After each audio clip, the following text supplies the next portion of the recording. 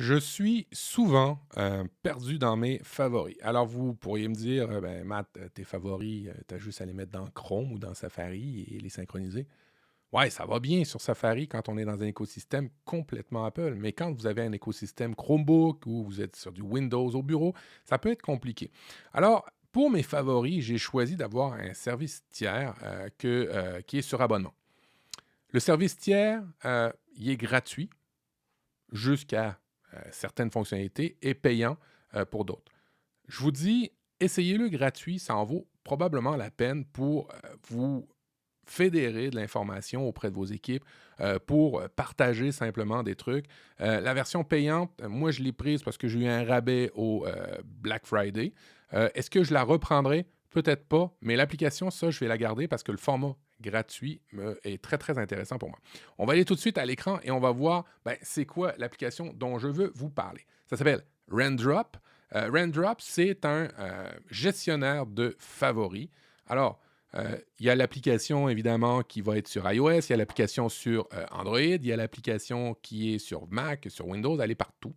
C'est aussi un plugin que vous allez pouvoir ajouter. Alors là, vous voyez à l'écran, c'est un espèce de menu de navigation. À gauche et à droite, ben, vous avez toutes vos bookmarks. L'avantage de cette application-là, c'est que vous allez pouvoir mettre un petit niveau de créativité et de partage que les autres applications n'ont pas. Typiquement, dans Safari ou dans Chrome, vous ne pouvez pas faire ça. Alors, vous allez pouvoir créer des collections, des favoris. Vous allez pouvoir les mettre dans des dossiers. Ils appellent ça des collections.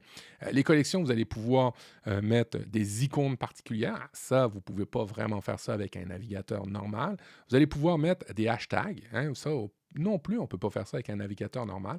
Et vous allez pouvoir ben, détecter si les liens sont brisés. Vous allez pouvoir faire des recherches aussi. Vous allez pouvoir, dans Raindrop.io, faire des recherches dans vos favoris directement à partir de Raindrop. Ça, c'est une version, c'est les éléments payants là-dedans. Vous allez pouvoir mettre des notes. Vous allez pouvoir faire un instant preview. Il va mettre ça en cache. Vous n'êtes pas obligé d'aller sur le site à chaque fois. Et vous allez pouvoir connecter ça à des IFTTT, des Zapier, parce qu'il y a un API. Mais il y a aussi le fait que ça se transforme en flux RSS, vos collections. Ça aussi, c'est un peu cool, je vais vous le montrer.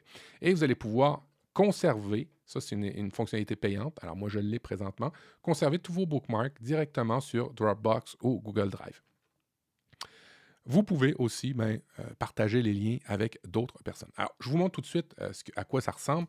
Là, vous êtes dans mon Raindrop à moi. Alors, vous voyez, typiquement, j'ai classé image design, j'ai des choses pour le développement, j'ai des choses à télécharger, j'ai des choses que j'ai préparées pour Apple différemment, par exemple, j'ai des choses que j'ai préparées pour ma chaîne YouTube. Et tout ça, ben, ce sont des liens. Alors là, vous les voyez en affichage de carte, mais vous pouvez les avoir directement en liste, vous pouvez les avoir en carte.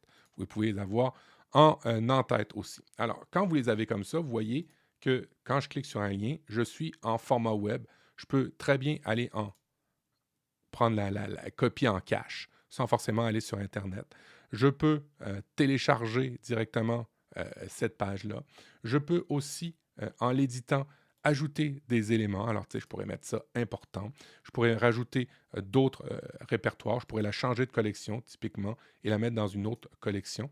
Alors, vous voyez ici que j'ai supprimé 599 favoris. C'est normal, moi, je l'utilise pour aller chercher tous mes liens pour préparer mes émissions, pour préparer mes podcasts. Alors, une fois que je les ai utilisés, ben, je peux les supprimer. Mais ce que je peux faire aussi, c'est partager une collection. Alors, typiquement, si je vais sur une de mes collections, regardez, je vais ouvrir un petit peu plus. Je suis sur une de mes collections ici. J'ai décidé que je voulais la partager. Là, elle est partagée et ça me donne un lien que je peux mettre directement dans mon copier et puis l'envoyer dans un message. Je vais vous montrer directement à quoi ça ressemble quand c'est partagé.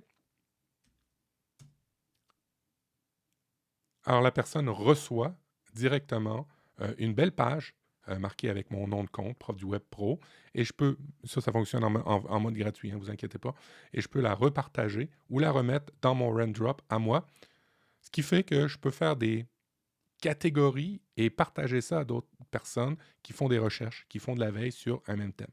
Ce qui est cool aussi, c'est que cette URL-là, si vous prenez InnoReader, par exemple, alors on va ouvrir InnoReader ou n'importe quel lecteur de flux RSS, vous allez voir que je peux l'ajouter comme flux RSS directement dans mon InnoReader et faire des règles.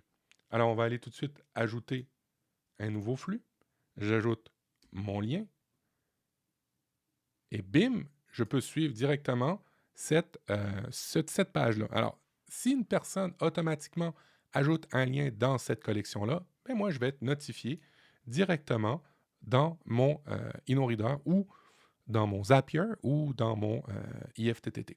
Alors, l'idée, c'est de vous simplifier la vie, de faire des règles, de faire des automatismes pour que votre veille, ben, elle soit plus simple.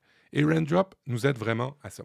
Un petit truc que Raindrop fait dans la version payante, c'est qu'il va mettre en cache les PDF. Alors, si vous avez beaucoup de publications scientifiques, de recherches, de choses comme ça, qui sont sur Internet, que vous avez mis ça dans une collection, ben, vous allez pouvoir faire une recherche directement à partir de Raindrop dans tous ces PDF-là sans devoir aller les rechercher un par un.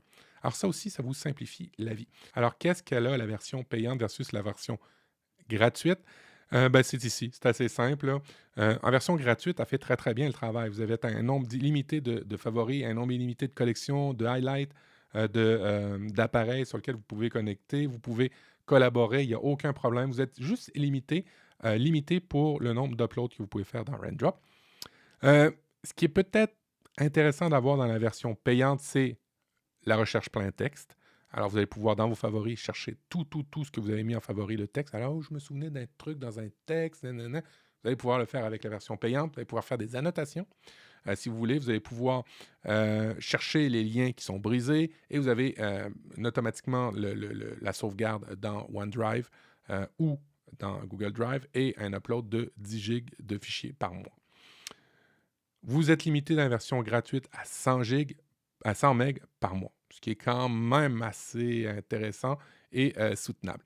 Alors, l'application Raindrop est vraiment à la base gratuite. Allez l'essayer, partagez des collections. Et si vous voulez avoir des fonctionnalités peut-être supérieures ou avancées et que vous avez déjà InnoReader, par exemple, pour faire des annotations, ben, tout simplement vous abonner à vos collections et faire vos annotations dans InnoReader, par exemple.